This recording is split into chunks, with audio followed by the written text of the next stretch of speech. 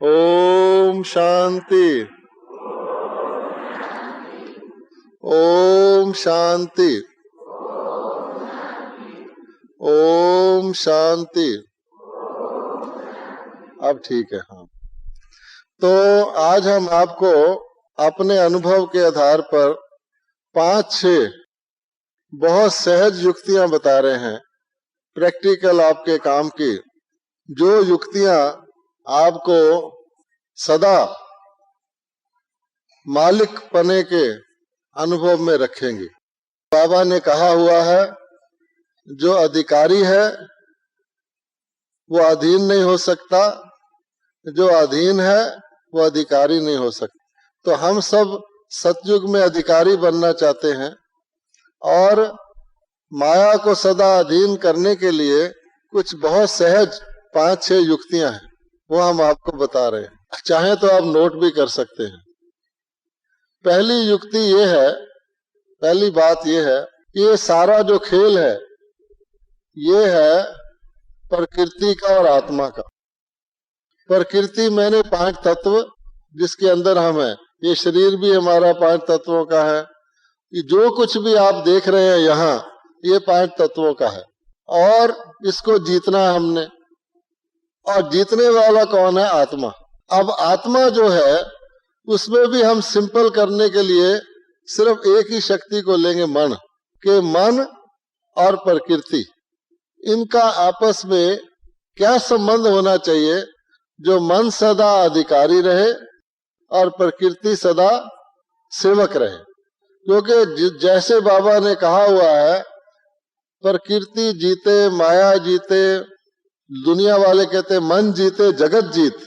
तो इसलिए अपने आप को हम जीतेंगे, अपने मालिक महसूस करेंगे, स्वयं की इंद्रियों के, स्वयं के साथ संबंधियों के, सारी दुनिया के तत्वों के, तब हम मालिक बन सकते हैं। तो ज्ञान और योग इसमें मदद करेगा, लेकिन ये 5-6 पॉइंट बड़ी इंपॉर्टेंट है। पहली पॉइंट, इस दुनिया में आप किसी भी चीज के मालिक नहीं बन सकते, इसका प्रयोग कर सकते हैं। दुनिया में आप किसी भी चीज के मालिक नहीं बन सकते, इसका यूज कर सकते हैं, प्रयोग कर सकते हैं।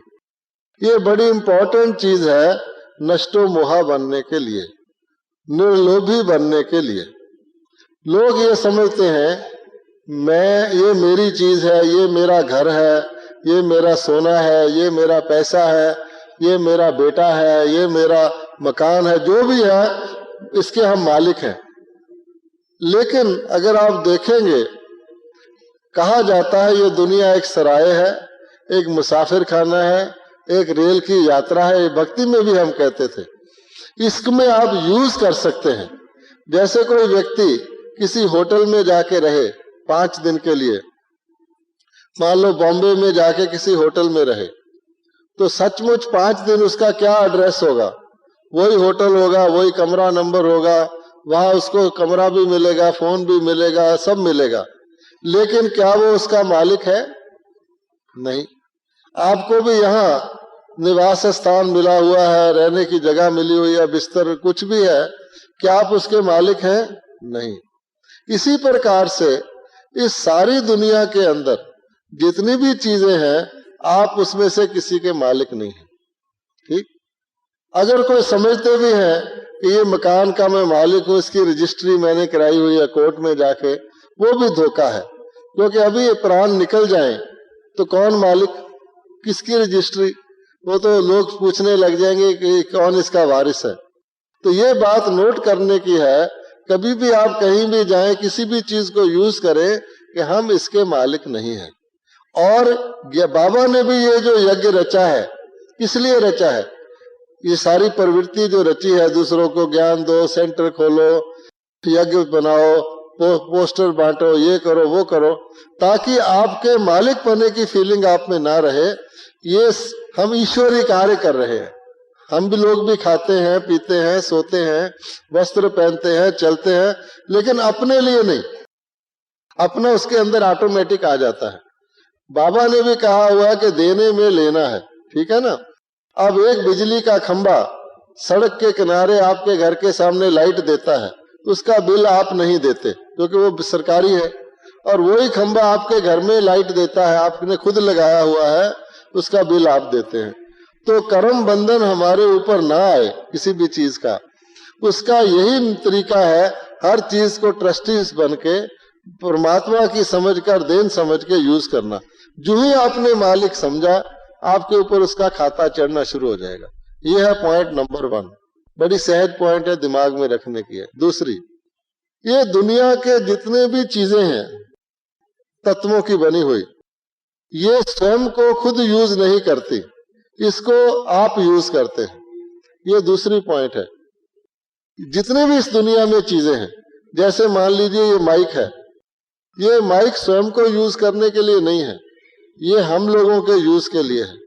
ये कुर्सी या सोफा या दरी जिस पर आप बैठे हैं, ये दरी अपने को खुद यूज नहीं करेगी, इसको आप यूज करेंगे। दुनिया की जितनी चीजें हैं सब पर ये रूल लागू होता है। सूर्य रोशनी देता है, किसको देता है? खुद को नहीं देता, दूसरों को देता है। ये जो बल्ब जल रहा है ये खुद के लिए नहीं जल रहा है, ये आपके लिए जल रहा है। इसीलिए कहा जाता है नदियां अपना पानी स्वयं नहीं पीती, पेड़ अपना फल स्वयं नहीं खाते। आप ये बात सब चीजों पर लागू करके देख लोगे, आपको यही पता लगेगा ये तत्व आपके सेवक हैं, ये स्वयं के इस्तेमाल के लिए नहीं है। इनकी अपनी कोई वैल्यू भी नहीं है जब तक इनको आप वैल्यू ना दें। मान लो जंगल में एक पेड़ है, उस पे आम लगे, पक भी गए, कोई खाने वाला ही नहीं, वहीं सूख साख के खत्म हो जाएंगे। पहाड़ पे बर्फ पड़ी है, उसकी कोई वैल्यू नहीं है। अगर आपको गर्मी के दिन में कोई बर्फ का टुकड़ा भी दे देगा, उसकी वैल्यू है। इस वास्ते ये तत्वों को वैल्यू हम देते हैं, ठीक है। ये दूसरा असूल है, तत्वों के यूज करने वाले हम हैं, हम इसके मालिक हैं। तीसरा क्या है, वो बड़ा इंपॉर्टेंट है कि तत्व जो है, ये जितनी प्रकृति की चीजें हैं, ये केवल आपके दुख और सुख को बढ़ा सकते हैं, बस। ये खुद आपको दुखी और सुखी नहीं कर सकते। कैसे? बाबा ने कहा हुआ कि जैसे बीज है, बीज को धरती में डालोगे, इस दुनिया को कहा गया कर्म क्षेत्र या कुरुक्षेत्र, ठीक है। तो खेत में, क्षेत्र मैंने खेत, इसमें कर्मों का फल या दुनिया वाले भी किसी फल के बीज को डालते हैं, उसको वो बढ़ा देता है, बस। धरती, आपने मिर्ची का बीज डाला तो क्या होगा? बहुत मिर्चियां उग जाएंगी। आम का बीज डाला, बहुत आम उग जाएंगे। इसलिए तत्वों में आपकी खुशी या शांति या प्रेम को बढ़ाने की शक्ति है, देने की शक्ति नहीं है। कई लोग समझते हैं ये तत्वों से हमें शांति मिल जाएगी, इसीलिए वो क्या करते हैं, अपने रिश्तेदारों से झगड़ा करके प्रॉपर्टी ले लेते हैं, फिर प्रॉपर्टी से चीजें खरीद लेते हैं। ये खरीद लो, कार खरीद लो, फ्रिज खरीद लो, ये वो समझते हैं ये चीजें सुख देती हैं। लेकिन ये धोखा इसीलिए खाते हैं कि वो बेसिक रूल को नहीं जानते कि तत्व केवल बढ़ा सकते हैं। अब मैं आपको एग्जांपल दे रहा हूं। मान लो एक कोई दिन है, आप बहुत उदास हैं, कोई बच्चा है फेल हो गया स्कूल में, या कोई व्यक्ति है उसको नौकरी से निकाल दिया गया है, या किसी के घर में कोई मृत्यु, बहुत उदास है कोई व्यक्ति। अब वो चला बाजार में, चला, वहां बैंड बज रहा है, कोई शादी हो रही है, कहीं पार्टी हो रही है, वो खुशी की चीज उसकी उदासी को बढ़ाएगी या घटाएगी? वैसे तो बैंड बजने से खुशी आनी चाहिए, लेकिन जो व्यक्ति दिल से उदास है उसको खुशी देखकर उदासी बढ़ेगी या घटेगी? बढ़ेगी। इसीलिए आप देखेंगे जिसके घर में मृत्यु हो जाती है वो दिवाली नहीं मनाता, ऐसे ऐसे होता है ना, सफेद कपड़े पहनता है। तो कारण क्या, इससे क्या सिद्ध हुआ कि दुनिया की चीजें आपके अंदर जो है उसको बढ़ाती है। अगर मिर्ची अंदर है तो मिर्ची को बढ़ाएंगी, गन्ना नहीं पैदा कर सकती। अगर अंदर गन्ना है, गन्ने को बढ़ाएंगी। मान लो एक व्यक्ति बहुत ईमानदार है, बहुत ऑनेस्ट है, छोटा सा व्यक्ति है, साधारण सा, थोड़ा सा एरिया है उसका, थोड़े से लोग जानते हैं, उसकी ईमानदारी उतने एरिया में चलती है। आप उसको देश का प्रेसिडेंट बना दीजिए, प्राइम मिनिस्टर, अब उसकी ईमानदारी ज्यादा लोगों में चलेगी तो बढ़ गया ना। अगर वो बेईमान है, पहले उसका बीज बेईमान है, थोड़े से एरिया में गड़बड़ करता है, उसको आप प्राइम मिनिस्टर बना दोगे तो ज्यादा एरिया में गड़बड़ करेगा। इस वास्ते बेसिक असूल क्या है कि तत्व केवल आपकी आंतरिक शक्तियों को, चाहे वो नेगेटिव है, चाहे वो विकारी है, चाहे वो निर्विकारी है, चाहे वो आसुरी है या दैवी है, उसको बढ़ाते हैं। इससे सबक क्या मिलता है?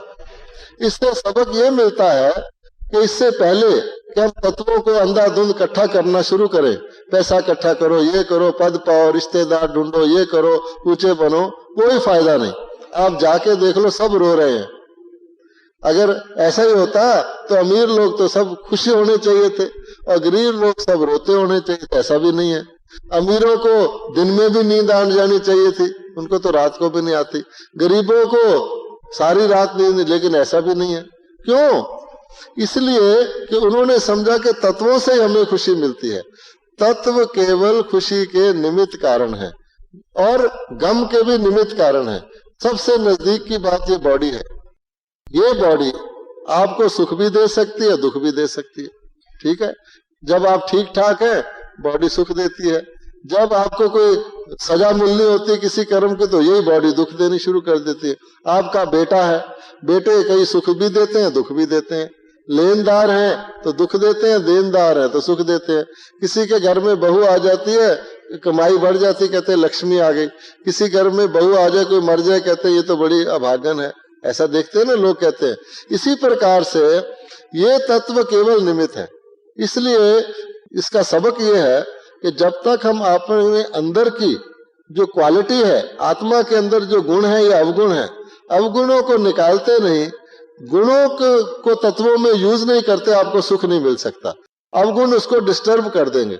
जैसे कोई बहुत बड़ा फल हो, अंदर से काणा हो, बहुत बड़ी सब्जी हो, अंदर से कीड़ा हो, तो यूजलेस। इसी प्रकार से जब तक हम अपने अंदर के आत्मा रूपी बीज के अंदर के संस्कारों को ठीक नहीं करते, आप इस दुनिया में सुखी नहीं रह सकते। यही इस ज्ञान का महत्व है। कई लोग कहते हैं इस ज्ञान की क्या जरूरत है, भगवान का दिया हमारे पास सब कुछ है। सब कुछ तो है, सुख शांति है, स्थायी सुख शांति है? नहीं है। तो यही तो सब कुछ चाहिए। इसलिए तीसरा असूल ये है। चौथा असूल क्या है? चौथा असूल ये है कि केवल मात्र तत्वों के बढ़ने से, वस्तुओं के, चीजों के बढ़ने से आपको सुख नहीं मिल सकता। आपको अपने कर्मों की पूंजी से सुख मिलता है।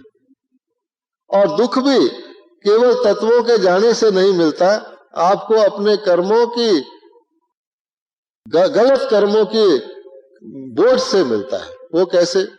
मान लो एक व्यक्ति करोड़पति है, बहुत पैसा है उसके पास, बहुत बड़ी कार है, बहुत धन है, अमीर होना, खुश सुखी होना चाहिए, लेकिन उसको डायबिटीज की बीमारी है। होती है, अमीरा को ज्यादा बीमारी होती है, हार्ट की, डायबिटीज की, ये वो। अच्छा, अब क्या हुआ? उसके ड्राइवर उसकी कार को ले गया एक बंगाली रसगुल्ले की दुकान के आगे, और ड्राइवर ने जाके 1 दर्जन रसगुल्ले खाने शुरू किए लेकर, और वो पीछे बैठा है, करोड़पति है, सारी दुकान खरीद सकता है, लेकिन डॉक्टर ने कहा है कि बच्चा अगर जिंदा रहना है तो बॉइल्ड वेजिटेबल खाना और कुछ नहीं खाना। अच्छा, अब बताओ उस समय खुशकिस्मत कौन है, ड्राइवर या वो? उसके पास तो बहुत पैसा है, लेकिन क्या फायदा, और दुखी हो रहा है कि देखो मेरा ड्राइवर है, ये मौज कर रहा है और मैं। अच्छा, इसलिए तत्वों के सिर्फ रखने से आप देखेंगे, अगर किसी व्यक्ति के पास कर्मों की पूंजी नहीं है तो उसके घर में सब कुछ होते हुए भी नरक जैसा घर होगा। कोई फसाद पैदा हो जाएगा, बहू बेटे में लड़ाई हो जाएगी। जितने बिजनेस फैमिलीज इंडिया में है बड़ी बड़ी, सबके मुकदमे चल रहे हैं, आप देख लो जाके। तो इसलिए अगर आप कोर्ट में जाके देखोगे, जितने केसेस चल रहे हैं, जितने, सब दुनिया भर की कोर्ट में, या काम के वश, या क्रोध के वश, या लोभ के वश, या मोह के वश, या अहंकार के वश, इसके आउटसाइड कोई केस ही नहीं है। तो आप सोच सकते हैं कि इसलिए बाबा ने कहा हुआ है, पहली बात कि बच्चे आत्मा के संस्कारों को ठीक करो, दूसरी बात कि दुनिया के तत्वों को इकट्ठा, मैं तुम्हें स्वर्ग में बहुत धन दूंगा, यहाँ क्यों नहीं देता? कहते बाबा आप तो ईश्वर हो, स्वर्ग में तो दोगे, यहीं दे दो। अगर वो यहीं दे दे तो बाबा की कई साकार मुरलियां चली हुई हैं कि जब लड़ाई का जमाना होता है, जब खतरे का जमाना होता है, तो छोटे राजा बड़े राजा के पास अपना धन संपत्ति सेफ रख देते हैं कि उसके बाद ले लेंगे। इसी प्रकार से बाबा हम लोगों का तन मन धन सेफ रखने के लिए अपने पास रखता है और उसका बहुत गुना करके दे देता है। अगर यहाँ दे भी दे, अगर हम में से सबको बाबा इंडिया का प्राइम मिनिस्टर बना दे या जो भी सेठ बना दे, आप तब भी उतने दुखी रहेंगे, कोई फायदा नहीं है। इसलिए बाबा ने कहा हुआ है कि तत्वों को इकट्ठा करने से पहले तत्वों के सतोगुणी उपभोग की शक्ति होनी चाहिए। वो शक्ति हम लोग धारण कर रहे हैं, अपनी आत्मा को शुद्ध कर रहे हैं। इस ज्ञान में भी आप देख सकते हैं, अज्ञान में भी देख सकते हैं, सारी हिस्ट्री में देख सकते हैं। केवल तत्वों को पोजेस करने वाले सुखी नहीं है, तत्वों को कम तत्व होते हुए भी अब उपभोग की शक्ति रखने वाले सुखी हैं। अब किसी को प्राइम मिनिस्टर बना दिया, उसको शूट कर दिया, उसके घर वाले क्या कहेंगे, इससे तो अच्छा था ना बनता, जिंदा तो रहता। क्या फायदा हुआ? कोई प्राइम मिनिस्टर बन गया, कोई बहुत बड़ा बन गया, उसका एक्सीडेंट हो गया, मर गए, क्या फायदा हुआ? इसलिए बाबा कहता है, ये सब बातें सिखाती है कि पहले शक्ति धारण करो, फिर तत्वों को यूज करो। तो सतयुग में तत्व भी सतोगुणी है, आपके पास अपने भाग्य का पूंजी है श्रेष्ठ कर्मों की, इसलिए आप सुखी रहते हैं। यहाँ पर किसी के पास टेम्परेरी सुख है भी तो उसके आगे दुख लिखा ही हुआ है। इसलिए बाबा ने एक मुरली में कहा था, सब ब्राह्मणों के मस्तिष्क पर लिखा विजय और सब अज्ञानियों के मस्तिष्क पर लिखा विनाश। तो समझ जाना चाहिए। अच्छा, तो तत्वों को भाग्य का सुख दुख का आधार श्रेष्ठ कर्म है, ना कि तत्वों का होना। जब तक श्रेष्ठ कर्म नहीं है, बीच में मिक्सचर है, तो दुख होना जरूरी होगा ही होगा। अच्छा, अब आगे चलो। ये जितनी प्रकृति है, इसको अगर आप नीचे रख के दास बना के मालिक बन के उपभोग करोगे, ये आपको कभी परेशान नहीं करोगी। और अगर कभी प्रकृति ने आपको आपकी मालिक बन गई, जैसे कि घोड़ा सवार के ऊपर चढ़ गया, तो आप दुखी हो जाओगे। तब बाबा ने कहा हुआ है कि साधनों का यूज करो, लेकिन साधना को मत भूलो। अभी ये सैटेलाइट भी लगा है, तो बाबा ने उस दिन ये कहा, बहुत अच्छी इन्वेंशन है, लेकिन साथ ये कह दिया कि बच्चे साधनों के साथ साथ साधनों को नहीं भूलना। हमेशा बाबा ये वार्निंग देते थे, आगे किसी की मर्जी, उसको समझे ना समझे। तो साधनों को भी अपने बाबा कहते हैं, जो अच्छा बिजनेसमैन होता है वो अपने पैसे को फालतू नहीं रखता, उसको इन्वेस्ट करता रहता है अच्छे कमाई के लिए।